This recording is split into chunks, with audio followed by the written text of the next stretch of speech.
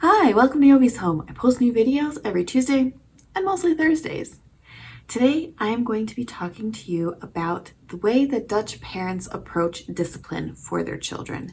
It is well known that Dutch children are among the happiest in the world, and so I was really wondering, I understood why, or I'm starting to understand why Dutch children are so happy, but I really want to know how is it that their parents discipline them, because as we know, children sometimes do need discipline. So I asked this question in a video that I made about Dutch moms. I was saying, please educate me, Dutch parents, how do you discipline your children? And you guys were so amazing in the comments that now I have a list. So I have 5 ways that you guys as Dutch parents have educated me on how you discipline your kids. So if that sounds good to you, why don't you come on in, kick off your shoes and stay a while. I'm really glad you're here. Before we get into the 5 tips that I'm going to be sharing with you, let us talk about the Dutch word of the day. And what better word than ouders? Ouders. What better word than ouders? Sounds weird coming out of my mouth. I know. It's not olders, it's ouders, right? I hope. Ik ben een ouder. Where zijn jullie ouders? I think it's like that. Outer. I think. So, ouders, which means parents. So, that is today's Dutch word of the day because we're talking about parenting. You got to be a parent to parent, right? Right. Number 1. So, the first thing that you guys said over and over and over and over again in that comment section, and I hope you also help fill this one up too. The first thing that you said when it comes to discipline is, well, number 1, never spank. That is illegal here, but instead of spanking, what you guys do is, and I found this really charming, you put your kid in the timeout stairs. It's like a specific step on your staircase that is like the naughty stair or the timeout stair. It's so funny to me because like I would think maybe you would say send them to the corner or sit in like a chair, like a specific chair. No. In that comment section, it was the stairs, the stairs, the stairs. So very, very fun for me as an outsider, but I get it. You guys were saying you put them on a stair where you can still see them. So not like in a dangerous setting at all, but like one of the lower stairs so that your kids don't like fall off. And when needed, you put them in a timeout there for the exact number of minutes as their age. So a 3-year-old would get a 3-minute timeout, a 4-year-old a 4-minute timeout, etc. So that is one way that Dutch parents really discipline their children when they're younger. Of course, you're not going to put a 17-year-old in timeout, but certainly the younger kids, they get put into timeout for the number of minutes that is their age. And then when they come out of timeout, you use that as an opportunity to really communicate. So you let them tell you what they thought about in their timeout, how they feel about the behavior that got them into that timeout, and then you kiss, you make up, and you move on. Fresh start. It doesn't continue. You don't continue bugging them or harassing them or telling them, yeah, well now now you're good, but before you were bad or something. So that's really nice. You just deal with it in that moment and you leave. Not leave, and then you move on. Number 2.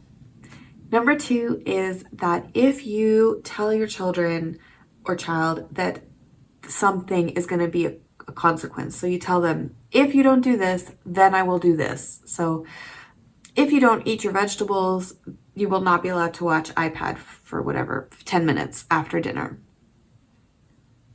You have to be prepared as a parent to actually impose that consequence on your child. So you really have to, whatever it is that you say, you must do it. You cannot be weak or let them see like, I'm not going to give you 45 warnings and then you're just going to keep like breaking my warning and not really care about the warning. When you as a parent are going to say, if you don't eat your vegetables, there will be no iPad after dinner. There will be no iPad after dinner. And you as a parent, even if that means you don't get your 15 minutes to like whatever in peace, you still do it, because that is going to teach your child that when you threaten with something, that you will carry it out and that you mean business. Great tip. Difficult sometimes for parents to do this. This is also my approach and my husband's approach. It's something that we certainly do, is when we say a punishment, we impose it right away. But it can be hard. It can be hard to do that. I also saw some comments saying, be prepared to, carry out the punishment, even if it's an inconvenient time. So if your child misbehaves 1 or 2 minutes before you have to leave your house to do something or to go to an appointment or something, you still put them in that timeout before you leave home, because the punishment has to be linked close in time to the bad behavior when they're little, so that they know why they're being punished. That can be certainly challenging. If you're late for school, you're late for work, you're late to meet your friend, it can be hard to do that, but it is really important, so that your children will learn that when you just say, hey, this is your warning, otherwise you're going to get XYZ punishment, that they know that you mean business. Number 3 is so simple and yet so genius and so important. And it's definitely something that I'm going to be really taking into consideration more in my own parenting. And that is that you need to cool down before disciplining your child. So your kid has upset you because they've done XYZ wrong, or they've really broken the rules, or they've just been a nightmare kind of all day, because if you have little kids, you know what I mean. But when they push you over the edge and it's time to discipline them, do not do it out of anger, and do not do it in that angry tone. You have to take yourself out of the situation, go, lock yourself in the bathroom for 5 minutes, breathe deep, calm down, come up with a plan, and then go back out and do your discipline that you're going to do. Don't scream and shout at them and let them know that they've kind of won because they've pissed you off enough.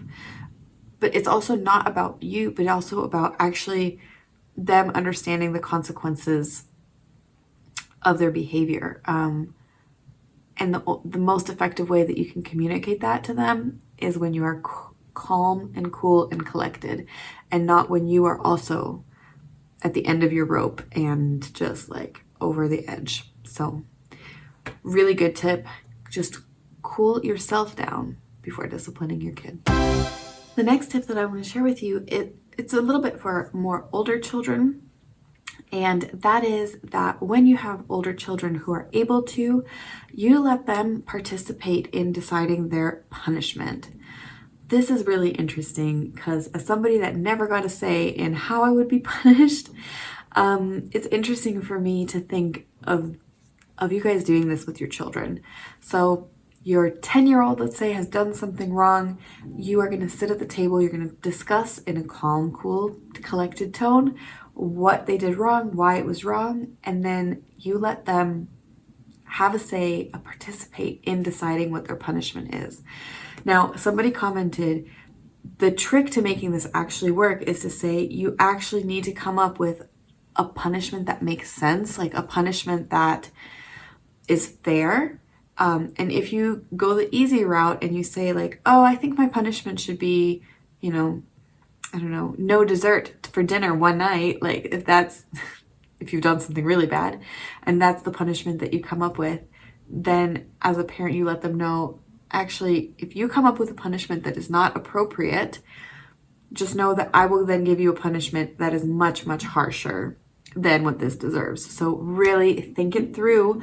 Come up with a punishment that is actually fair and equitable, that you're going to be happy with, that I'm going to be happy with, and that's going to teach you a lesson. So really interesting to see or think about children who are still children, but them having a say and thinking through and determining their own punishment.